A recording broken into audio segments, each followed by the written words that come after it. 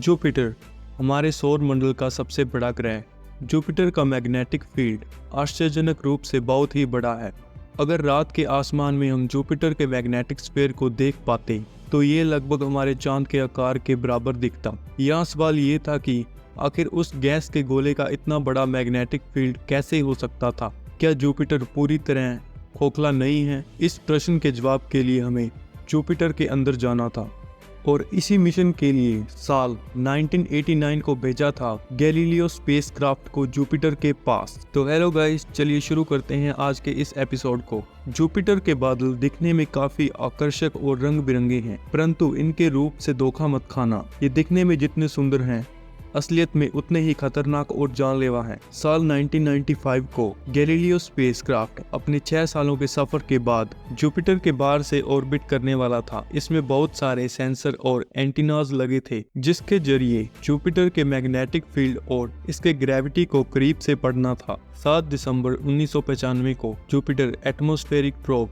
जो कि टाइटेनियम का बना हुआ प्रोब था, गैलीलियो स्पेसक्राफ्ट में डिटैच किया गया और ये सीधे जुपिटर के एटमॉस्फेयर में दाखिल हुआ। करीब 1,62,000 किलोमीटर प्रति घंटा के स्पीड से जुपिटर का शक्तिशाली गुरुत्वाकर्षण उस प्रोब को तेजी से खींच रहा था, लेकिन हमारे वैज्ञानिक इससे जूझने के लिए पहले से तैयार थे। कुछ मिनटों के बाद ही उस प्रोब में लगा पैराशूट खुला और प्रोब की रफ्तार थोड़ी कम हुई। अब ये जुपिटर के एटमॉस्फेयर में दाखिल हो चुका था। ये सारी जानकारियों को गैलीलियो स्पेसक्राफ्ट में भेज रहा था और गैलीलियो यह धरती पर बैठे हमारे वैज्ञानिकों को इसके जरिए जुपिटर का राज खोलने वाला था। इस प्रोब से हमें कई सारी नई जानकारियां मिली। जुपिटर के सबसे ऊपरी एटमॉस्फेयर में दाखिल होने के बाद यह पता चला कि जुपिटर का ऊपरी एटमॉस्फेयर हमारे पृथ्वी के ऊपरी एटमॉस्फेयर जैसा था ही नहीं, बल्कि इसका वायुमंडल घने बादलों से भरा था, जो कि बहुत ही अलग आकार के थे। यहाँ के बादल केवल देखने में ही अजीब नहीं हैं, बल्कि ये वाकई में ही अजीब हैं। जुपिटर के बादल केवल एक ही सब्सटेंस से नहीं बने हैं, बल्कि ये अलग अलग पदार्थों से मिलकर बने हैं। अमोनिया, हाइड्रोजन सल्फाइड और उसी के साथ H2O। जी हाँ, जुपिटर के आसमान में भी पानी के बादल मौजूद हैं और बेशक इन बादलों से पानी की बरसात भी होती है। आखिर ये पानी जाता कहाँ है? क्या जुपिटर के सतह पर पानी के ओशियंस हैं? इसका पता हमें और गहराई में जाने पर मिलेगा। जैसे जैसे हम और गहराई में जाते हैं, वैसे वैसे तापमान में बढ़ोतरी होती है।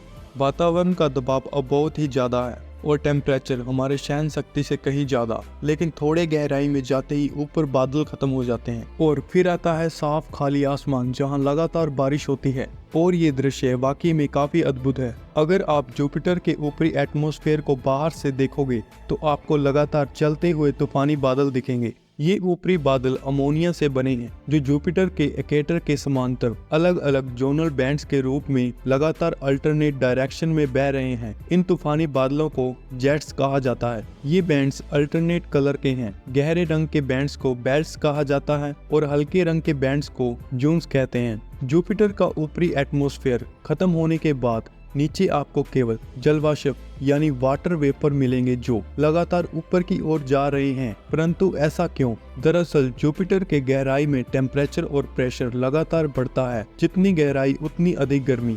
ये तापमान इतना अधिक है कि बारिश की पानी की बूंदें नीचे तक जा ही नहीं पाती। ये आसमान में ही गर्म होकर भाप में बदल जाती हैं। इसलिए जुपिटर के सतह में ओशियंस नहीं हो सकते थे। लेकिन जुपिटर एटमॉस्फेरिक प्रोब ज्यादा गहराई तक नहीं जा पाया। करीब 156 किलोमीटर गहराई तक जाने के बाद भी इसे कोई सॉलिड सरफेस नहीं मिला और यहाँ तक पहुँचने के बाद हमारा प्रोब भी हमारे कंट्रोल से बाहर हो गया। सिग्नल्स बंद होने के करीब 58 मिनट्स बाद गहराई में तापमान इतना ज्यादा हो गया कि इससे उस प्रोब के पार्ट्स ही मेल्ट होने लगे और फिर जुपिटर एटमॉस्फेरिक प्रोब भी जुपिटर के बादलों का हिस्सा बन गया। बेशक हम ज्यादा गहराई तक नहीं जा पाए थे, लेकिन इस प्रोब के जरिए हमें पता चला कि जुपिटर में चलने वाले तूफान तथा इसके एटमॉस्फेयर का टर्बुलेंस वैज्ञानिकों के अनुमान से कहीं ज्यादा था। वैज्ञानिकों ने अनुमान लगाया था जुपिटर के तूफान करीब 350 किलोमीटर पर आवर के स्पीड से चलते होंगे, लेकिन उस प्रोब द्वारा भेजे गए डेटा से यह पता चला कि ये तूफान 360 से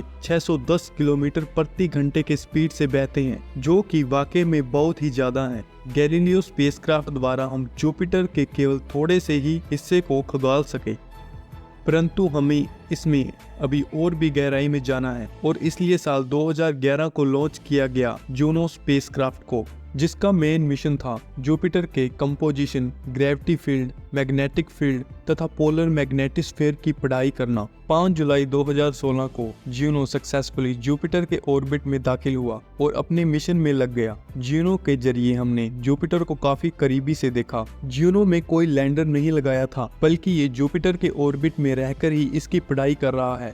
जुनो के द्वारा भेजे गए डेटा ने वैज्ञानिकों के डाउट्स को काफी हद तक हल किया और हमें ये पता चला कि जुपिटर का असल में कोई सॉलिड सरफेस है ही नहीं, लेकिन ये अंदर से खोखला भी नहीं है। दरअसल इसके गहराई में एटमॉस्फेयर के खत्म होते ही सीधे एक लिक्विड कोर की शुरुआत होती है। जुपिटर के लिक्विड कोर का तापमान करीब 9700 डिग्री सेल्सियस है और यहाँ का प्रेशर इतना अधिक है कि हाइड्रोजन के एटम्स नॉर्मल से हटकर एक खास अवस्था में बदल जाते हैं, जिसे हम कहते हैं मेटेलिक हाइड्रोजन। हाइड्रोजन का यह फेज एक इलेक्ट्रिक कंडक्टर की तरह बिहेव करता है और जुपिटर का यही मेटेलिक हाइड्रोजन कोर जुपिटर के मैग्नेटोस्फेयर की वजह है। जुपिटर के तेज घूर्णन की वजह से इस पर कभी सॉलिड सरफेस नहीं बन पाया, परंतु वैज्ञानिक यह मानते हैं कि जुपिटर के मेटेलिक हाइड्रोजन कोर के नीचे यानी जुपिटर के सेंटर में रॉक एंड आइस कोर है, जहां का तापमान अविश्वसनीय रूप से करीब 35,700 डिग्री सेल्सियस है।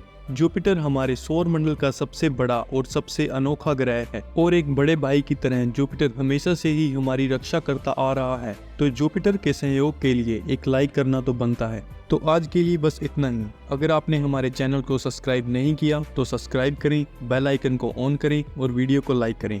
मिलते हैं एक नई वीडियो में।